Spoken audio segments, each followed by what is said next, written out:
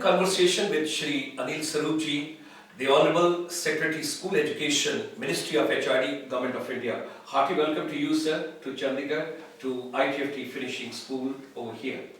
Thank you. In conversation, what we had earlier, we were more focusing on teachers and youth. Two things which emerge and which becomes very prominent with the school education.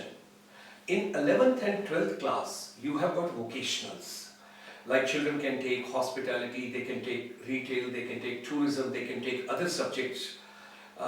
We personally feel that a lot of children can be strategically, scientifically, innovatively and strategically can be channelized in a more pragmatic way if they come for these vocationals, which ultimately may lead to their career and their future growth path and whatsoever can be done. We were finding, sir, that we do not have much of such vocational teachers training programs. Is there any emphasis being given on that or anything being thought on that? I totally agree with you in the context of the importance that needs to be attached to vocational training. Because ultimately, the whole purpose of putting the child through this process is to see that he gets employment somewhere. And if he doesn't get employment somewhere, there's a lot of frustration that comes into. Yes. We're talking about demographic dividend. It could become a demographic disaster if we don't channelize this energy appropriately. And hence it is important to focus on vocational training. I'm glad that this has now become a part of formal curriculum. Earlier it wasn't. Now it is a part of a formal curriculum.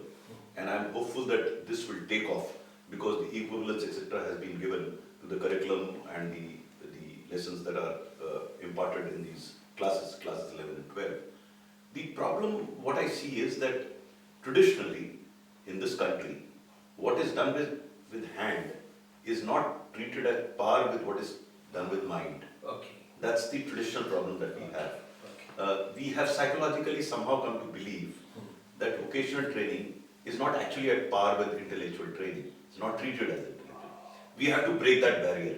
And this barrier can be broken if it becomes clearly conveyed that post-vocational training, the child will move towards employment. And they make a career path towards that. Yeah, there would be a career path available to them. Yes. Once that happens, then people will start believing in that.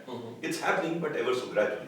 So my hope is that we are able to establish that vocational training is equal, if not more important, than usual classes that we have. Government is laying a lot of emphasis on that. There's a lot of emphasis on skill development and vocational training both. And I'm hopeful that that will ultimately bear fruit. The second problem that I see with vocational training is that the training is not demand-based, it is supply-based. Yes. If we don't assess the requirement of skills and we skill an individual in a vocation where there is no demand, then he will get trained and not get employment. Absolutely. So I think the focus now has to shift to demand side management rather than supply side. Wonderful, sir. Wonderful. And our chamber have been working very closely onto the vocationals because we are dealing with the services sector. There are 52 sectors on the segments of the services sector which we have taken. And we were very happy to note that your school education has almost taken about 35 or 37 Yes. such segments which are going on at present. Yes. Could we partner somewhere where we can help, particularly for your teachers? Those are giving these vocational courses to these students.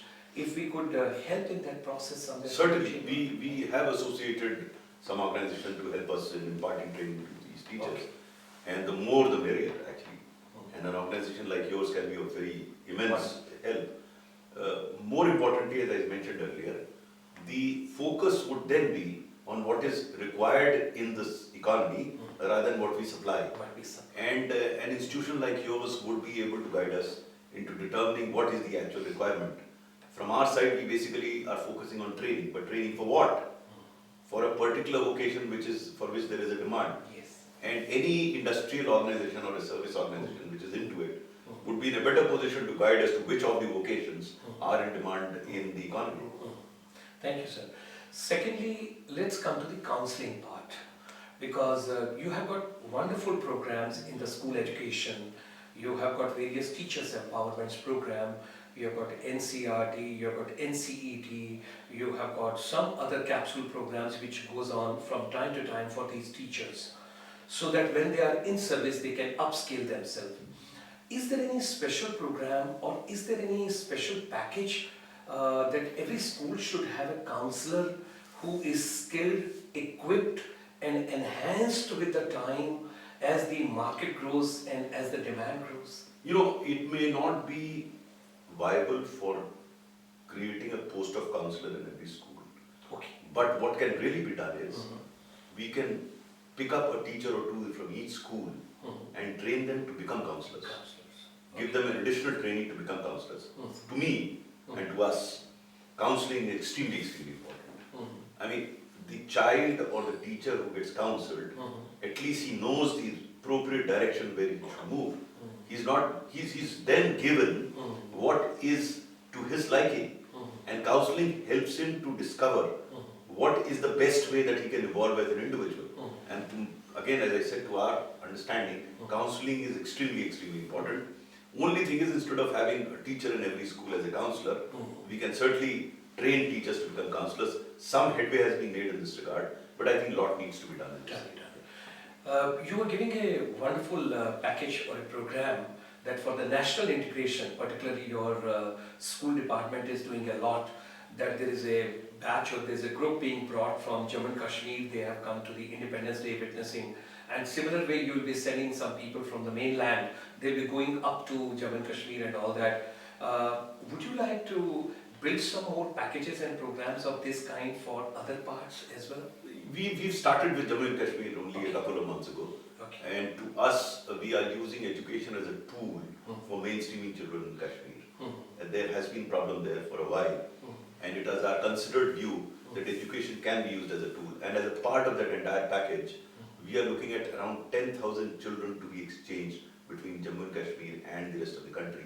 They'll visit here, and children from here will go there for 8-10 days, understand their cultural ethos, make friends with those people, engage with them. In my understanding, engagement is the key to solving the problems of Kashmir. If you can engage with them, if you can communicate with them, I think most of our problems will get sorted out. Excellent, sir. Par excellence. So what a wonderful initiative and what a wonderful program by your department. Whenever we have come across, we always found something. Let's give the final message one to the youth of this particular country. Something from your side. The future depends on you. I'm sure you will not let us down. Thank you, sir. Thank you.